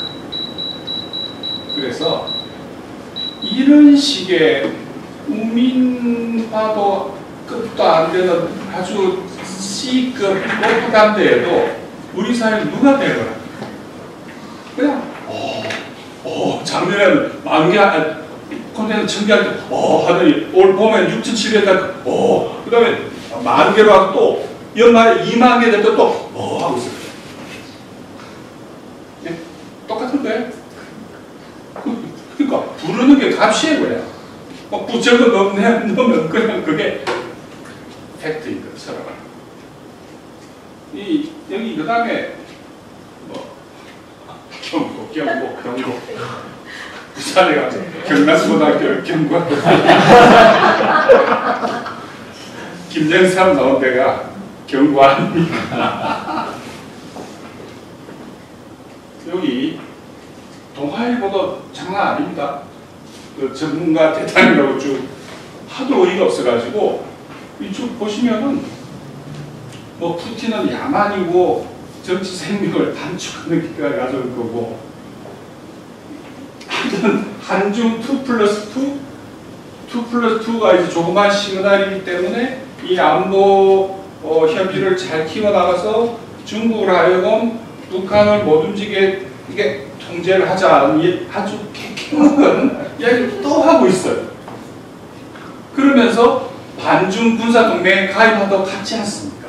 그러니까 한편으로는 반중 군사동맹에 가입하면서 또 한편으로는 한중 2+2 회담을 잘 키워나가자. 그래서 중국이 북한을 견제하게 만들자는 게 대안입니다. 이 수준이 뭐지? 이 수준이 아직까지도 이번에 북노담에 그 조약 다음에 나와서 소위 전문가란 사람들이 네? 하는 수준이 이 수준이에요. 이건 또 지금 토론의 대상이 돼야지 말을 하지. 그래서 북한의 무기가 비어 있으면 정말 이제 앵콜합니다. 이제 비었다는 거 아닙니까? 이 수준이에요, 이 수준. 그 다음에 더 재미난 거는 북한 전면전 수행 능력이 없다. 방공망이 없다는 겁니다. 축구로 치면 공격수만 있고 수비수가 없다는. 이야. 러시아가 인도의 그 러시아 방공망 기술이 어쨌든 세계 탑 수준입니다. 미국보다 아마 없을 거예요. 그런데 인도의 S-400이라는 방공망을 판매했고 헤즈볼라한테 지금 이스라엘이 하마스한테 안 되니까 지금 위로 올라가는 거 아닙니까? 헤즈볼라한테 S-400을 공급한다고 그럽니다. 그 다음에 그 예멘 안사랄라 군 후티 반군 아닙니다. 그 정부군이에요. 정식 국가의 정부군입니다. 안사랄라 정부군에게 지대함 오닉스인가 그런 이름이 극초음속 지대함 미사일을 제공하겠답니다.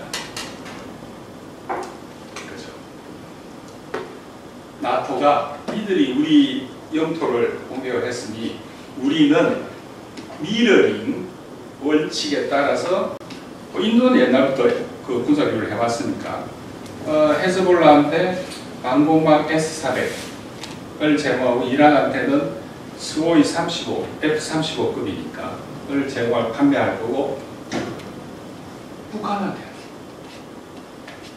예. 저기 답이 있네. S-400을 대치하면 어떤 일이 벌어질까요?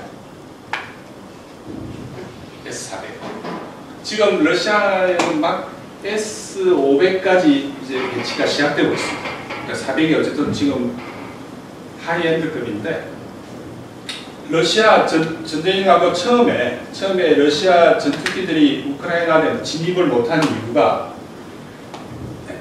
러시아가 만든 S-300 방공망 때문에 못 들어가요. 지금 다 망가뜨렸잖아요. 얼마 바로 며칠 전에도 키예프 막 쏘는데도 그냥 속수무책이잖아요. 딱 꽂히잖아요. 그래서 그게 한 발이 잘못 날아가서 어린이 병원에 했다고 푸틴 죽일 놈 살릴 놈 했는데 제가 다 조사를 해보니 그 우크라이나가 쏜 거거든. 네.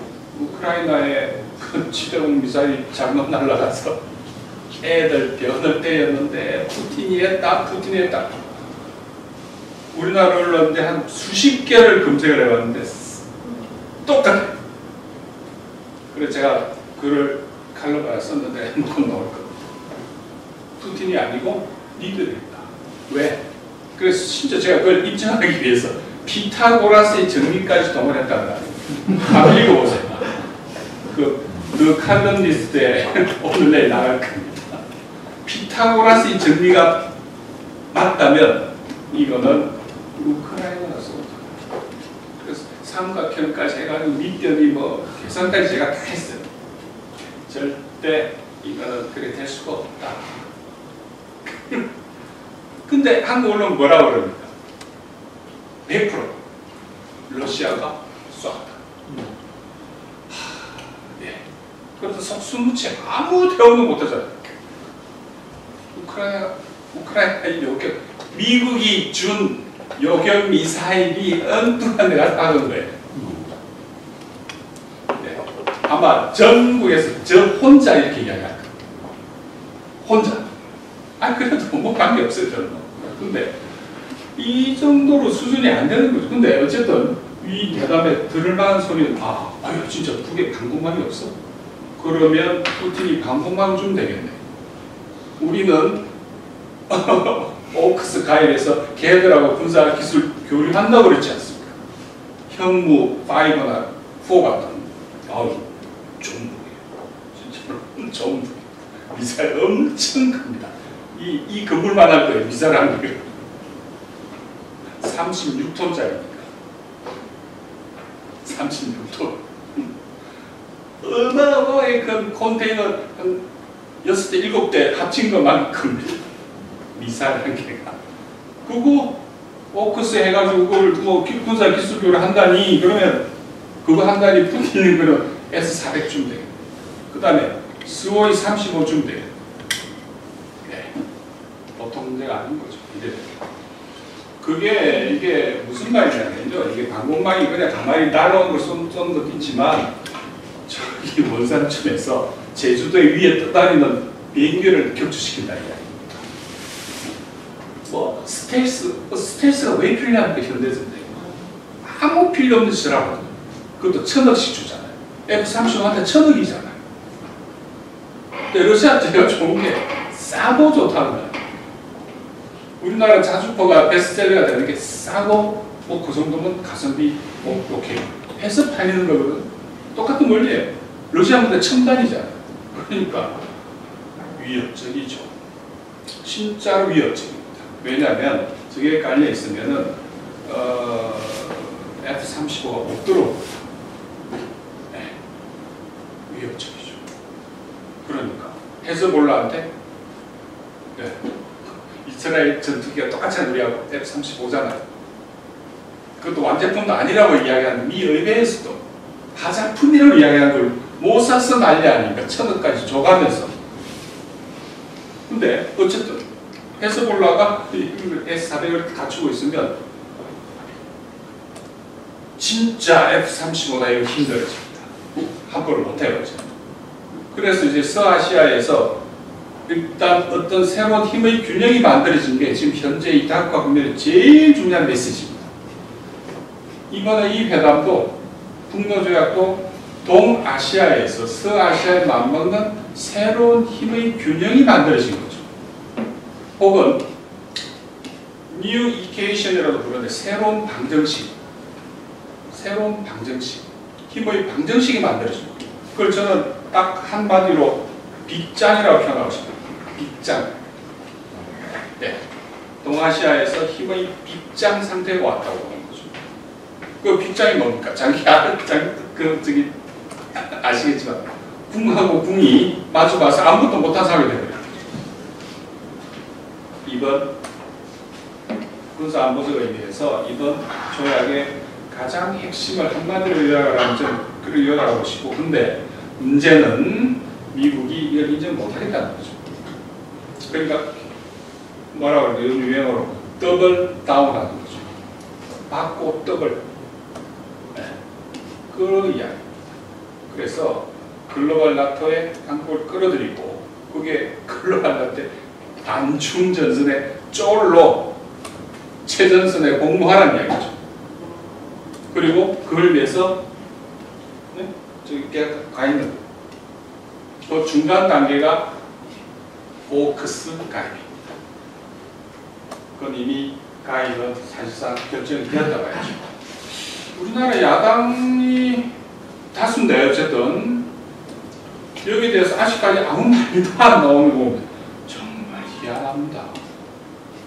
정말.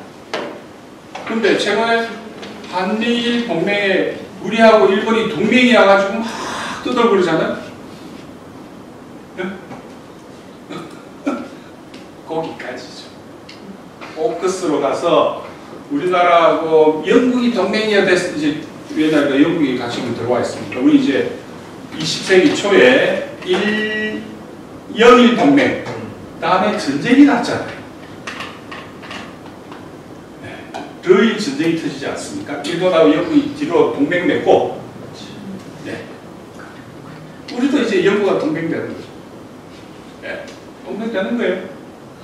오크스에 가입하면 얘가 일본만 할 줄 알았는데 우리도 야 영국과 동맹 맺었어. 할까요? 그래서 좀 이제 결론적으로 좀 그 러시아 쪽의 큰 그림은 유라시아 안보 체제 거기에 있는 것이고, 그래서 지금 이 다국화 질서 새로운 질서죠.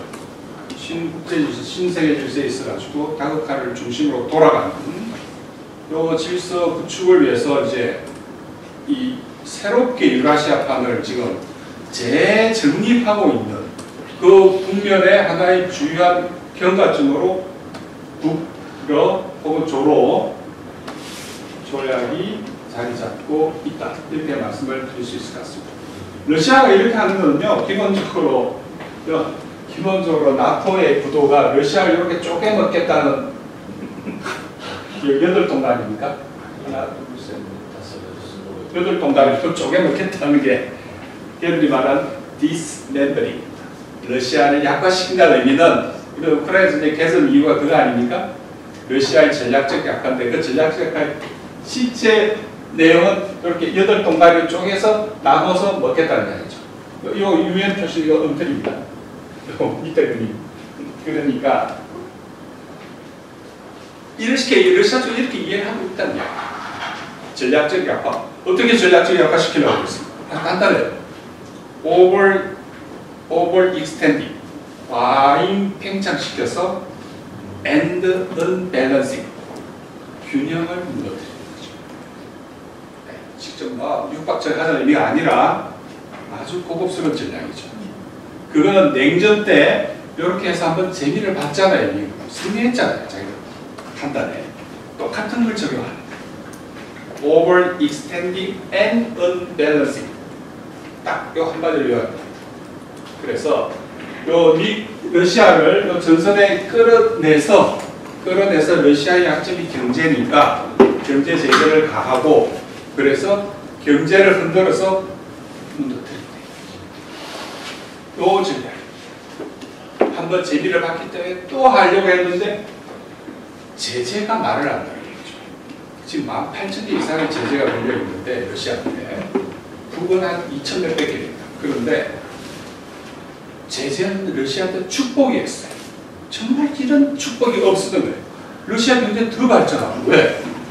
수입 대체 산업이 육성이 되잖아요. 우선 제재 때문에 하고 싶었어요. 이전부터. 그 다음에 그 못지않게 중요한 게 에너지 가격이 또 올랐어요.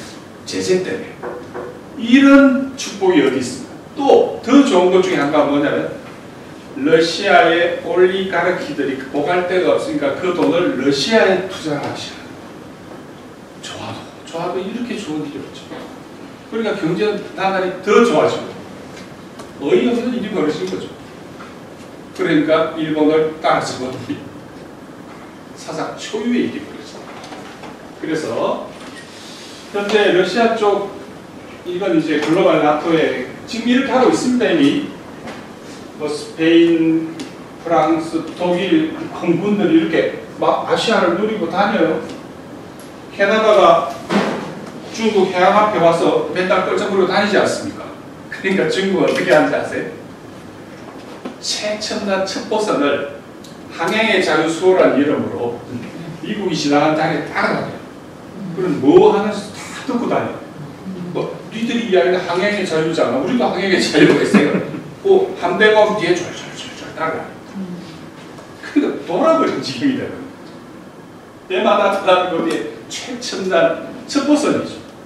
그 쫄쫄쫄쫄 따라다니면서 다 들어오죠. 그 배가 8대인가 어떤 엄청 많습니다, 지금. 그래서 이건 이제 방금 제가 계속 강조하는 나토 정상회의 전후 방향 잡힌다 아니고 이미 가입은 결정된 겁니다.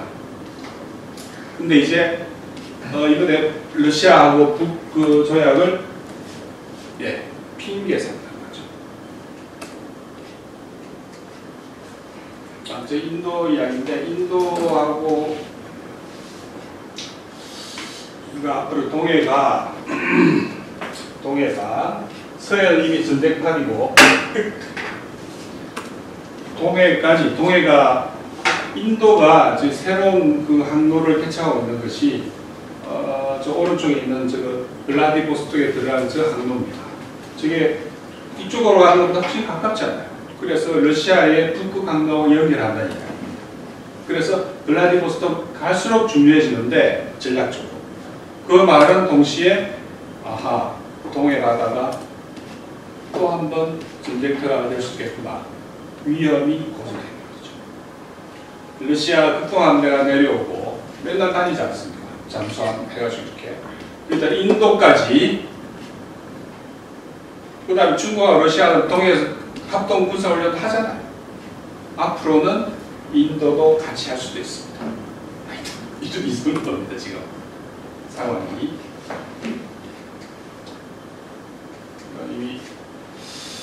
그래서 시간이 됐기 때문에 핵 이야기만 하나 드리자면 이게 6월 24일자 스웨덴의 시프리 자료이기 때문에 가장 최근 겁니다. 이 핵 탄두에 있어가지고 뭐 탄두가 개수가 중요한 거라 그래도 중요하죠. 50개로 잡혀 있고 그 다음에 중국이 500개, 그 다음에 이제 뭐 5,500개, 5,000개 정도, 그 다음에 이스라엘은 90개 정도 이렇게 탄두가 나와 있는데, 뭐 좀 과장된 것 같지만 미국 국방부는 저 북의 핵 탄두가 한 2030년쯤 되는 240개 정도까지, 그 다음에 중국은 1,500개까지 늘어날 거로 예상을 하고 있어요. 그래서 지금 중국 핵탄두가 1,500개 수준에 올라가면 러시아 없이도 중국이 미국하고 핵 비등한 수준에 간다는 이야기가 되는데 그 이전에 어떻게 해보자 하는 그런 미국 국방부의 판단도 지금 있습니다. 그래서 동아시아 쪽에서 보자면 이번에 북노 조약이 체결됨으로써 아까 제가 말씀드린 것처럼 핵 전력 등 종합 전력에서 이쪽 동맹하고 아래쪽이 빗장 상태로 들어갔다 이야기죠. 미국은 인정하지 않을 겁니다. 그래서 앞으로 제일 중요한 것은 11월 5일에 미 대선의 결과 여하에 따라서 한반도 정세가 아주 크게 요동을 칠 것 같습니다. 아주 크게. 그럼 뭐 우크라이나 전쟁의 향배는 말할 것도 없고 가자 전쟁의 향배도 역시 홍해 전쟁 포함해서 그래서 현재 서아시아에 조성되어 있는 힘의 새로운 균형을 미국은 인정하지 않습니다. 마찬가지로 동아시아에서의 새로운 힘의 균형도 인정하지 않을 겁니다. 인정할 끝까지 안 하면 방법은 무력 충돌이죠. 누가 더 센지 보자. 아무튼 그래서 큰 분수령이 될 것 같고 11월 5일이 큰 분수령이 될 것 같고 우리 한반도 우리 한국 입장에서 본다면은 더 좋아지지도 더 나빠질 일만 남지 않았나 어느 방향으로 가든 그렇기 때문에 우리가 지금까지 아무런 전략도 없잖아요. 정치권은 말할 것도 없고 이 부분에서 우리 시민사회 차원에서라도 이제 아주 세게 발언을 해야 됩니다. 계속 이렇게 가만히 앉아 있다가 세상은 이렇게 정말 가공할 속도로 변하고 있는데 가만히 앉아 있잖아요. 우리 정치권은 뭐 아무 개념도 없잖아요. 개념 없습니다. 개념 없습니다. 다국화 이야기 백날해봐도 무슨 말인지. 그러니까 지금 상황은 결국 뭐 단결된 민중의 힘이 그냥 뭐 가만히 있는 건 아닙니까? 분명히 작용하는 그 작용점이 있다고 합니다. 그리고 그 힘을 어느 방향으로 집중시킨가 하는 게 곧 닥칠 우리의 과제라고 저는 개인적으로 생각하고 있습니다. 이제 시간이 제가 한 원래 90분쯤 하려고 했는데 대략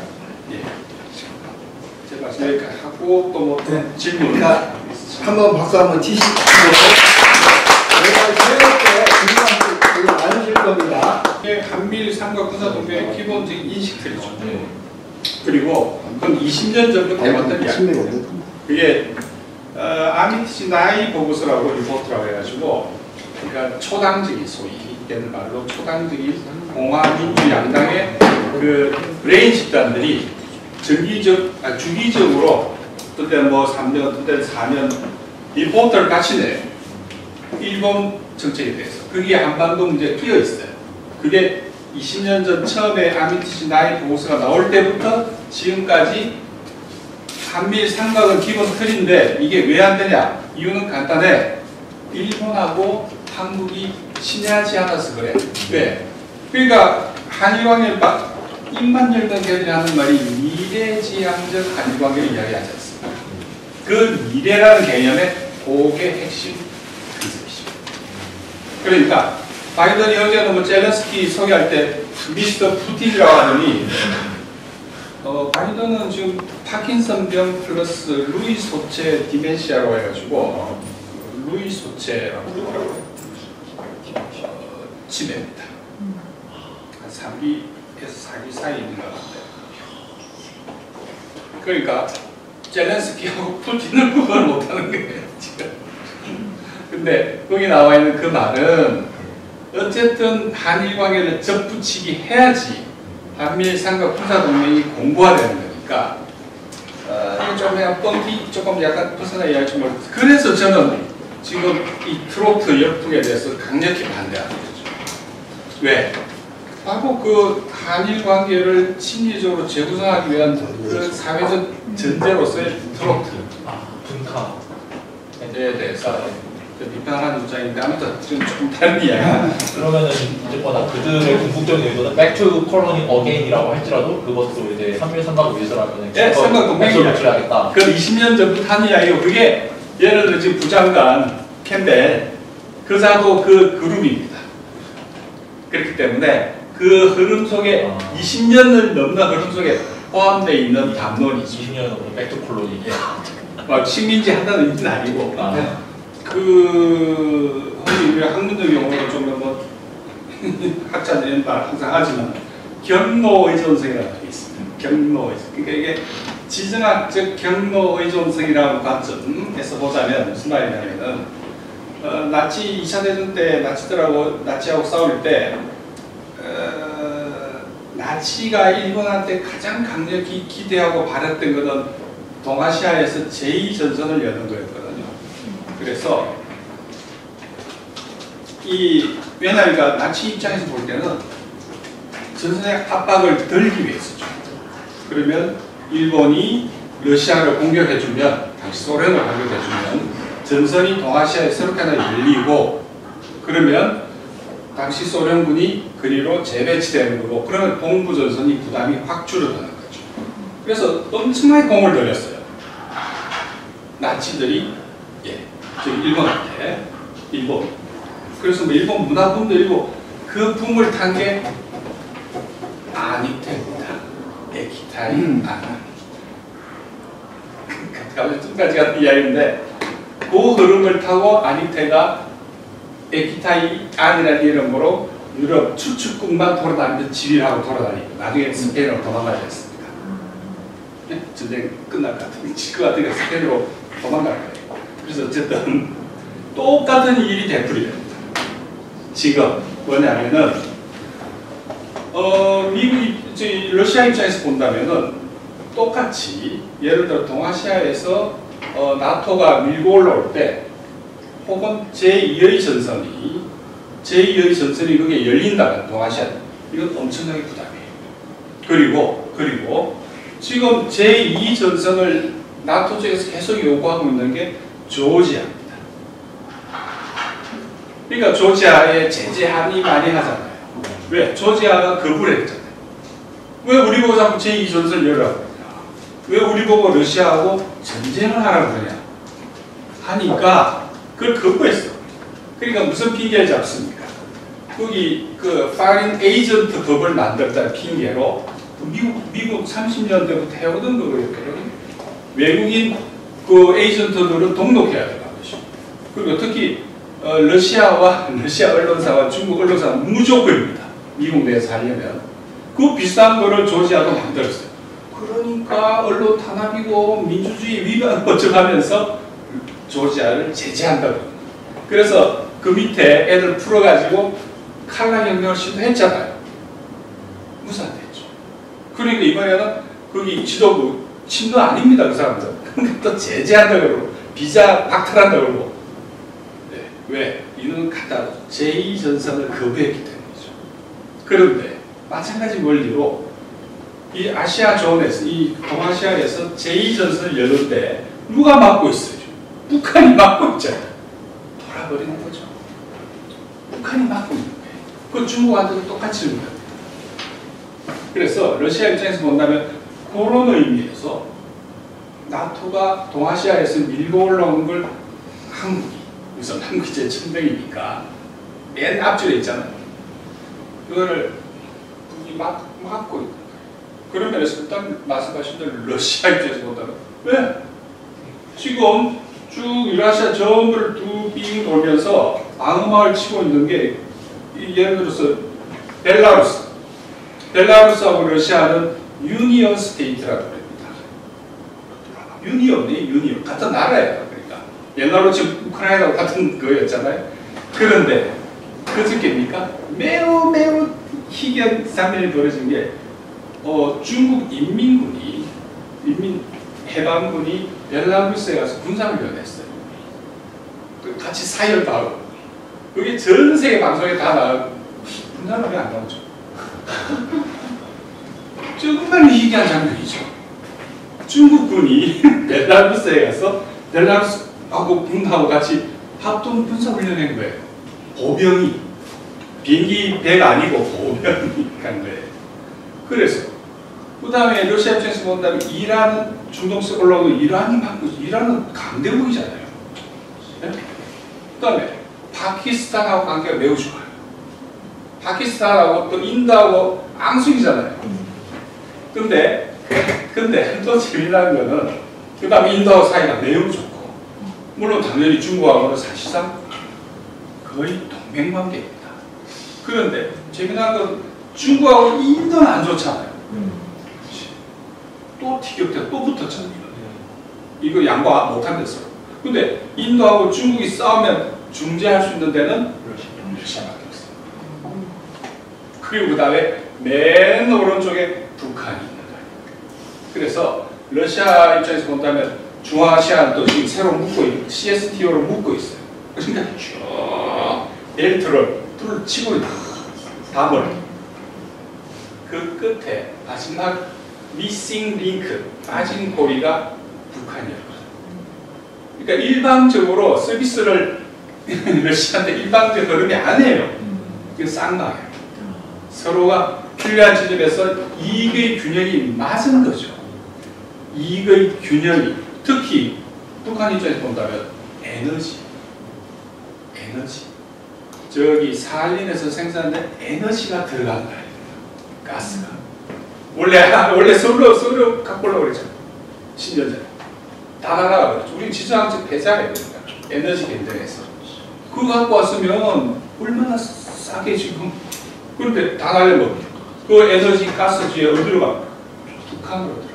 그 다음에 저기 북극에서 생산된 가스는 어디로 갑니까? 중국으로 갑니다. 유럽으로 가는 물량이 중국으로 가요. 이거는 중국도 좋고 러시아도 좋고. 그 다음에 이번에 석유 가지고 인도하고 러시아가 장기 협정을 체결했잖아요. 원자력. 그러니까 이런 식으로. 그러니까 특히 그 브릭스, 북한이 브릭스 가입 신청을 한다는 거 아닙니까? 근데 브릭스가 만장일치제거든요. 예를 들어 인도가 독일 할지 안 할지 혹은 모릅니다. 지금 올 10월달 돼봐야. 그런데 이번 조약문에 보면은 자기가 가입된 국제기구나 지역기구에 가입하려고 할 때 협조할 의무가 있습니다. 그 조항이 있어요.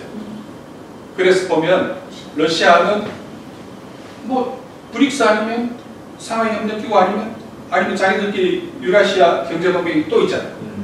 아니면 군사기구로는 CSTO, 집단안보조약기구 등이 있고.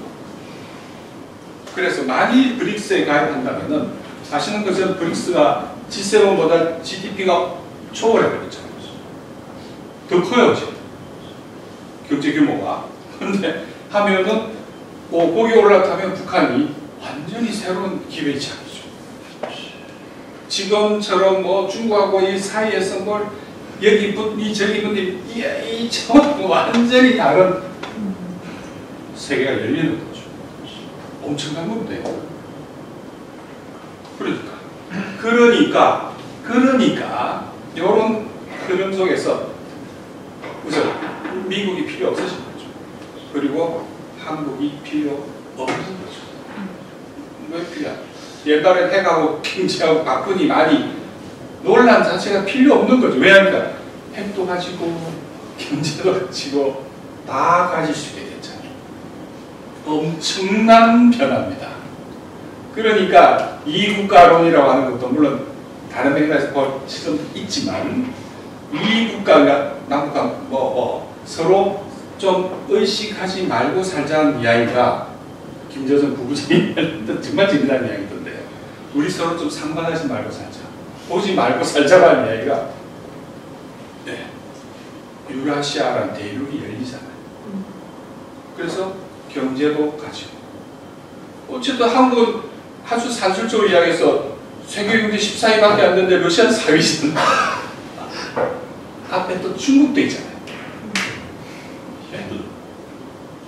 그러니까 핵은 당연히 이거는 포기하고 말고 할 문제는 아닌 거고 이제 그럴 필요가 없어진 거죠. 그리고 한때 티격태격 했지만 중국 입장에서도 상황이 이래 되면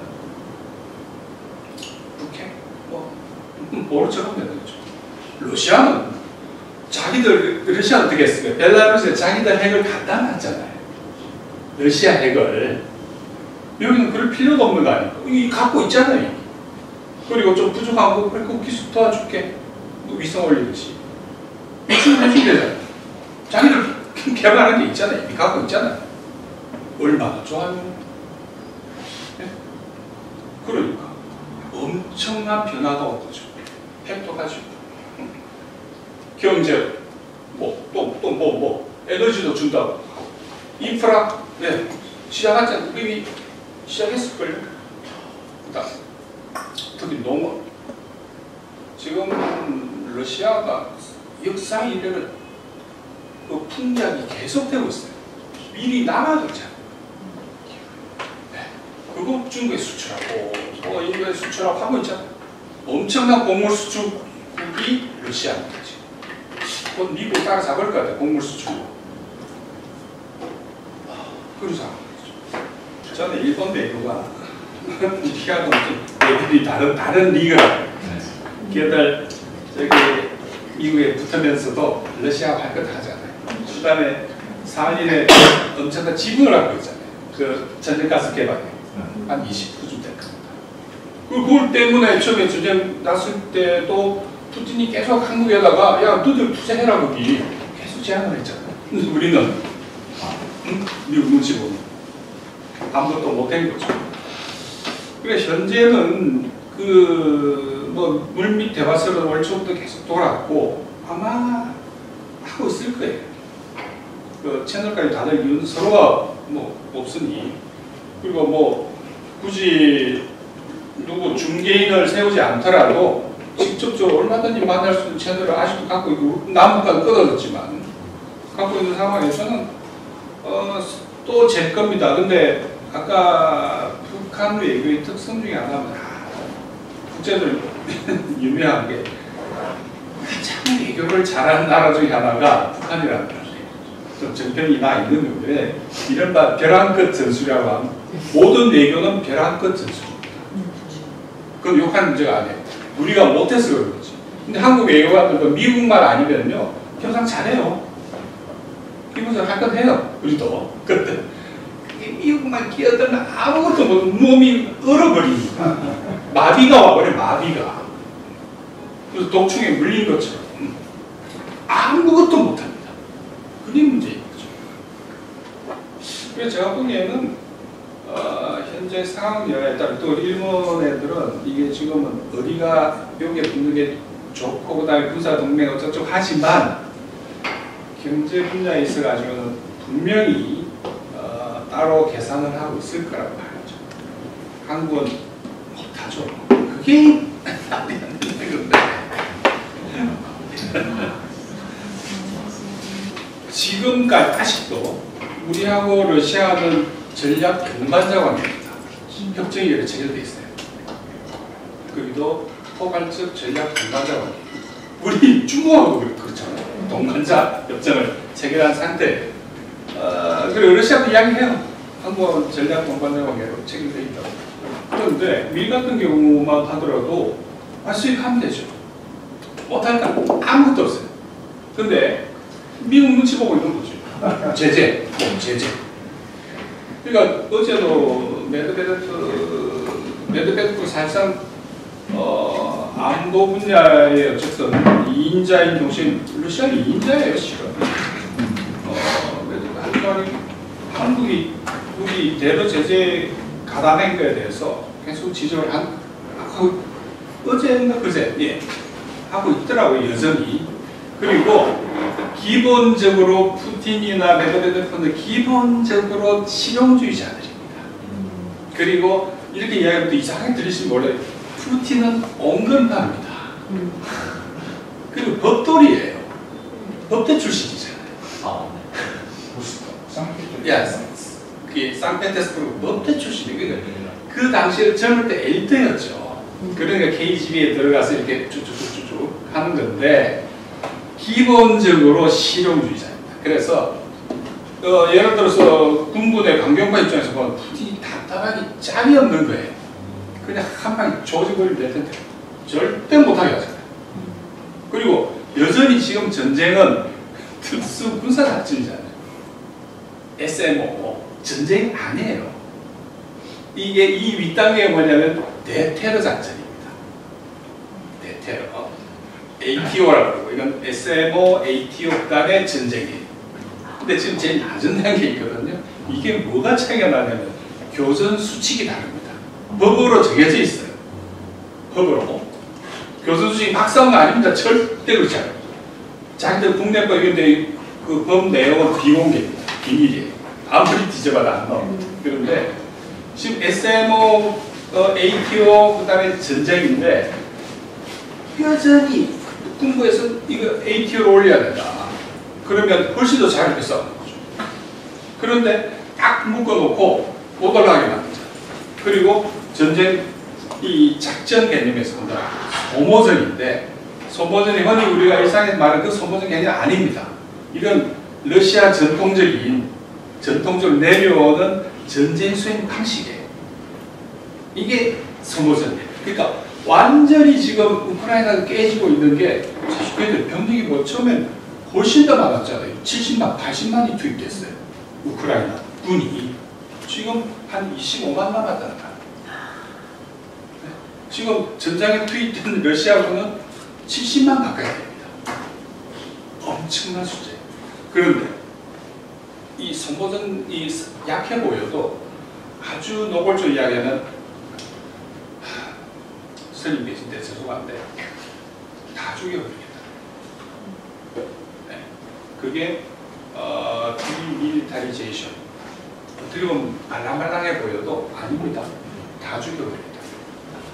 그리고 실제로 어느 정도냐면 지금 우크라이나에 걸어다니는 경제활동이 가능한 네? 모든 남자들은 없애버립니다. 엄청난 이야기죠. 근데 겉으로 계속 언급하고 실용주의자임에도 불구하고 작전 개념에 들어가면 군부들, 러시아 군부의 곰돌이처럼 아버지를 보여도 영악하기 작겠죠. 그러니까 러시아 장군들이 얼마나 유능합니까? 그리고 푸틴은 일정 이상 절대 개입하지 않아요. 그러니까 모든 군권, 군령권이라고 그럽니까? 군정이 있고 군령이 있잖아요. 그거를 좀 참모자가 게라시모프 굉장히 유명한 사람이에요. 다 맡겨도 아무것도 개입 안 하죠. 네. 그리고 이대로 가면 정말 지금 현재 통계로 잡힌 거는 우크라이나의 그 병력, 그러니까 18세부터 60세까지 이 군사적으로 징집 가능한 인구의 30%가 날아가는 거예요. 30% 이상이 날아가면 전쟁 이후가 문제입니다. 이후에 경제 활동이 가능한 남자가 없어진다는 이야기죠. 그러니까 이제 이 푸틴의 실용주의 노선을 우리가 이걸 보고 들어가야 되는데 한국은 그 외교적 자율성이 없잖아요. 그러니까 못 보고 있는 거죠. 그리고 지금이라도 푸틴도 똑같이 지금 우리하고 니들 싸울 일이 뭐가 있니? 우리하고 잘 지내면 돼 하는데도 못 알아듣죠. 못 알아듣습니다. 그리고 우크라이나는 계속적으로 기회를 줬어요. 러시아 입장에서 보면, 푸틴 입장에서 보면 실용주의자입니다. 끝까지 전쟁하겠다. 그런 의미가 아니라 근데 이제 그게 넘어가는 게 이제는 다 죽이겠다. 그리고 다시는 못 덤벼들게. 아예 싹을 잘라버리겠다. 무시무시해지지. 그만큼 많이 죽었어. 너무 열강을 해주시고 6시가 넘었으면 이걸로 마쳐야 되겠습니다. 자, 교수님께 감사의 박수를 드리면서